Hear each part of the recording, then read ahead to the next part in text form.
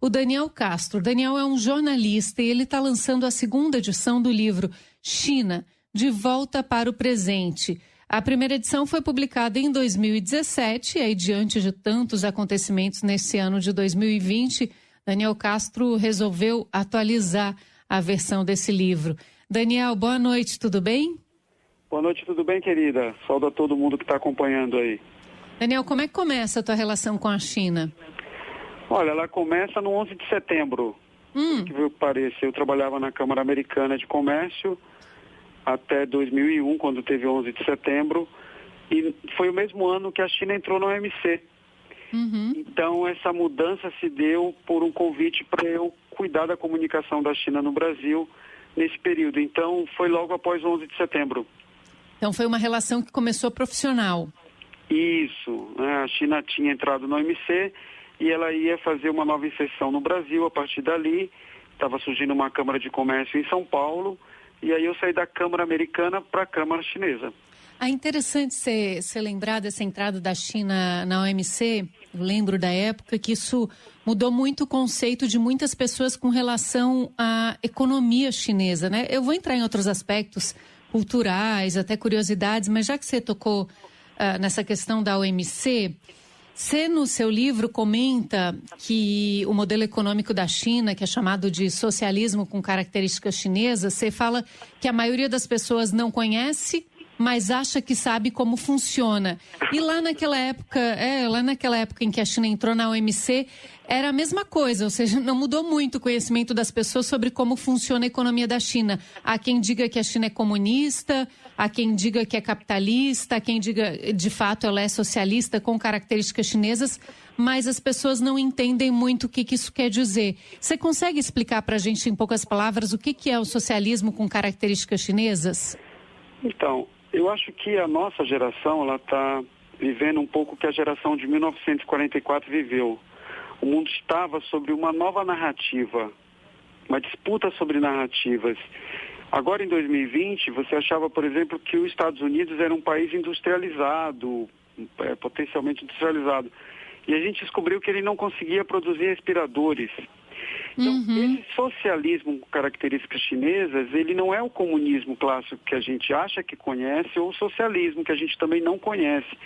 Ele tem uma presença do Estado, assim como foi os Estados Unidos na década de 50, uma presença forte do Estado, mas atrelada a uma competição muito forte interna das suas empresas.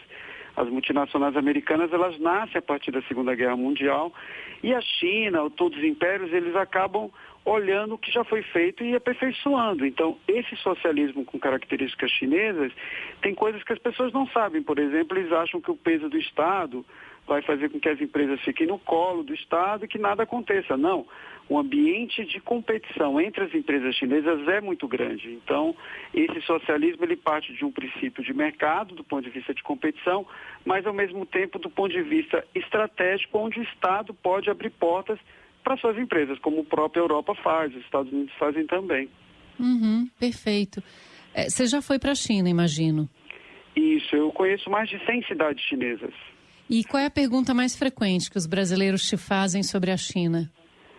Então, a pergunta mais frequente, por incrível que pareça, ela tem a ver com um grande mito com relação à China, né? As pessoas não sabem o que é a China. Então, essa China que a gente tem na cabeça é uma China independente da gente conhecer alguma coisa. A China, a gente tem uma imagem da China. Então, quando você pergunta nas palestras, enfim, alguém já foi para a China? Muitas pessoas não foram, mas essas pessoas falam muito da China. Então, elas conhecem uma China que elas não foram. Então, esse grande abismo entre quem já foi e quem não foi, e aí você pode fazer a pergunta contrária. Quem já foi, aí diz, não, realmente eu não conhecia a China. Então existe um fosso entre essas culturas, e principalmente no caso de uma China continental, porque a gente conhece mais uma China vinculada aí à década de 90, da fome, né? Mas a China é um país que durante 5.000 anos, 200 anos ela enfrentou grandes fomes. O restante, ela era o país mais poderoso do mundo, né? Então eles têm essa carga, né, milenar. Mas, em geral, as pessoas querem saber mais sobre cultura, alimentação, turismo. O que é mais frequente? Isso tem mudado ao longo do tempo, né? Principalmente muitas pessoas que são empresários no Brasil, e aí pequeno, médio, grande, não acreditam no negócio com a China, sendo que o Brasil há 11 anos tem a China como maior parceiro. Então existe uma bipolaridade aí entre... Eles não acreditam em que sentido, Daniel? Não acreditam porque acham que não é possível? É porque quem vende alimento, por exemplo, vende o alimento não diretamente para a China. Então, quem é da área de alimento, por exemplo, acha que a gente pode, digamos, não ter a China como comprador. Só que pelos nossos volumes, não tem outro comprador. Então, isso torna também uma dependência da China. Então, para o empresário que não tem contato direto com a China, ele compra via uma trading ou via um intermediário, essa China está muito longe. Eu até faço essas perguntas e brinco com as pessoas, né? Ninguém foi à China, né? Mas a China já foi à sua casa. Ela começou pela cozinha, mas agora ela está no seu celular, na sua televisão. Então, a China já foi nos lugares mais remotos do Brasil. Mas muita gente ainda desconfia, não, isso é um negócio da China, não vai dar certo. Muitos prefeitos vão à China, muitos empresários vão à China e não conseguem fechar negócio. E aí dizem, olha, não dá certo. Sendo que se você vai ali nos dados do Banco Central de investimento e de comércio internacional, a China lidera tanto investimento. Então, quem consegue fechar um negócio com a China tem um parceiro para a vida inteira. Mas tem que batalhar, tem que investir tempo, paciência, né? Tem todo um hábito de negócios com a China que realmente, às vezes, os brasileiros não estão preparados. Sim. Agora vamos falar eu tenho umas perguntas de ouvintes para te passar, mas antes eu quero te perguntar sobre o livro China de Volta para o Presente. Você tinha publicado lá em 2017. E o que é que você está trazendo de novidade nessa atualização, nessa ampliação da publicação? Então, a versão de 2017, ela já nasceu um pouco para desmistificar alguns mitos, né? Então, eu fui olhar como é que aconteceu a mudança do Império Britânico para o Império Americano, ver que sinais ali estavam presentes e que sinais se repetiam nessa possível transição aí do Império Americano para o Império Chinês. Então, o livro ele nasceu com essa ideia de mostrar esses sinais, então, em tecnologia, em liderança global, mercado financeiro, educação, etc. Essa versão agora, eu trago 2 especiais que são fundamentais, principalmente para o ano de 2020. Um é entender o pós-Covid. Como é que a China enfrenta a Covid e como é que ela sai da Covid. Como é que a Europa entra na Covid, como é que sai os Estados Unidos e o próprio Brasil.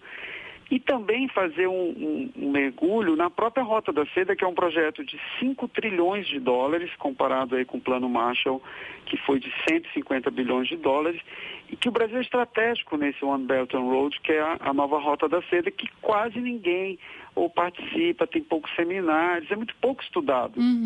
E é o maior projeto logístico, comercial, financeiro, de infraestrutura da história do mundo.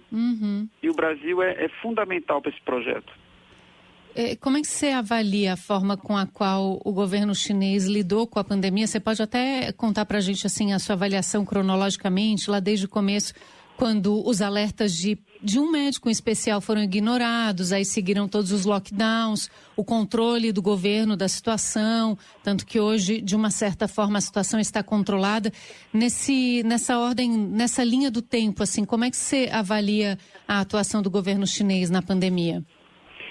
Então, surtos relacionados a doenças, eles não são fáceis de diagnóstico. Isso é uma primeira questão importante, né? Outros países já tiveram também esses surtos. Entre a descoberta do surto e o diagnóstico em si, você tem um tempo, né? Na China, por exemplo, no caso da pandemia, os primeiros sinais, eles não foram fáceis de localizar que tinha total relevância. Então, você tem um prazo aí da ciência, né? Eu acredito que a China, no caso, nesse primeiro momento, ela teve uma postura de não alertar. E aí você tem um complexo de 1 bilhão e 400 milhões de pessoas. Se você sair dizendo, olha, vai acontecer isso, é muito complicado. Ainda mais num país que você tem uma área científica hoje muito avançada, com muita tecnologia, até para diagnosticar esses surtos, né? Então, num primeiro momento, esse delay aí causou, no caso, na própria China, a população, ela ficou, digamos, de uma hora para outra, vivendo uma experiência de um filme, né? Mas isso foi interessante para, no segundo momento, a China fazer uma força-tarefa, diferente, por exemplo, do Brasil, e enviar todos os seus melhores especialistas para aquela cidade onde o surto estava ocorrendo e fechar as outras. Ou seja, isolando o próprio vírus, né? Ou o diagnóstico dele. Comunicando, enfim, a todos os países e a OMC, mas aí fazendo uma coisa que aqui no Brasil, em alguns países, não foi feito, que é não só combater quem está com a doença, como também ajudar em quem não está. Então aí a medicina tradicional chinesa foi muito importante, né? Criar imunidade nas pessoas para que quando elas, se possivelmente fossem infectadas, a imunidade delas fizessem com que elas não fossem para um estágio avançado. Hoje no Brasil, por exemplo, você já está mudando uma postura de indicar para as pessoas procurarem o médico, não só quando estiverem com problemas de respiração. Então, você jogou para toda a rede pública as pessoas no momento mais grave da doença e não tratou da prevenção, que isso eu acho que foi um diferencial da China. Sim, tem uma pergunta aqui do professor Darwin Januskiewicz, acho que é isso. Ele pergunta para você, pergunta como o Daniel entende o momento atual para a China. Balança, mas não cai? Pergunta, eu acho que ele provavelmente quer saber economicamente como é que a China vai sair dessa, como você vê o momento atual?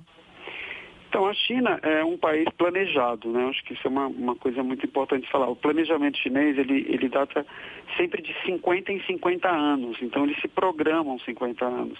Então, no caso, por exemplo, da Covid, rapidamente você tem uma logística de manutenção de alimentação, de abastecimento, né? Muito rápido, né? Um país que tem essa logística. Essa recuperação agora, ela está ocorrendo na China de forma muito avançada, porque, diferentemente de outros países, a China não tem um mercado financeiro que você ganha juros.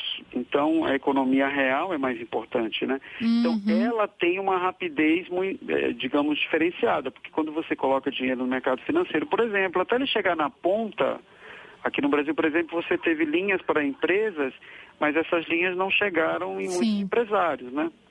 Na China, não. Esse dinheiro foi alocado agora na pandemia, pós-pandemia, para favorecer o retorno das suas indústrias, né? Então, isso tem um impacto que, o prognóstico até do FMI, a China talvez seja o único país em 2020 que não vai ter crescimento negativo. Não vai ter 6,6, né, que é a média do ano passado, mas ela vai ter um crescimento positivo. Isso numa economia de 14 trilhões de dólares é muito importante. Sim, sem dúvida. Eu estou conversando aqui com o Daniel Castro, ele é um jornalista, está lançando a segunda edição do livro China, de Volta para o Presente, é um livro que ele publicou em 2017, está lançando agora uma versão ampliada e atualizada já com fatos e acontecimentos deste ano de 2020. O Daniel, o lançamento já foi, a gente pode adquirir essa tua versão do livro atualizada como? Não, ele está pela Amazon, né? Beleza. Então, facilmente é possível encontrá-lo. Nós lançamos na semana passada numa live com o presidente do Ibrachina, que é um jovem amigo Thomas Lau, e que assina o prefácio da obra. Mas tem feito uma série de lives aí, está à disposição para fazer esse debate pelo Brasil inteiro, né? Como é que a gente te encontra nas redes sociais aí para ficar por dentro dessas lives? Castro Daniel. Maravilha. Castro Daniel.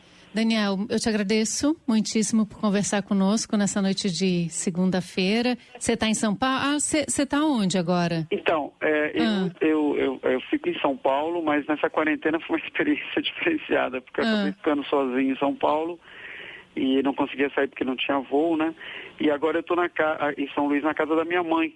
Então, estou passando esse final. Maranhão? Isso, São Luís do Maranhão. Então você está no calorzinho. Eu já ia falar, obrigada por nos atender nessa noite fria de São Paulo, mas você está no calor do Maranhão. No calor. E eu quero agradecer a oportunidade e só deixar, assim, uma coisa importante. A informação é muito importante nesse momento, né? Claro. Obrigada, Daniel. Obrigada pela tua gentileza. Sucesso aí com o livro, como o Daniel falou, né?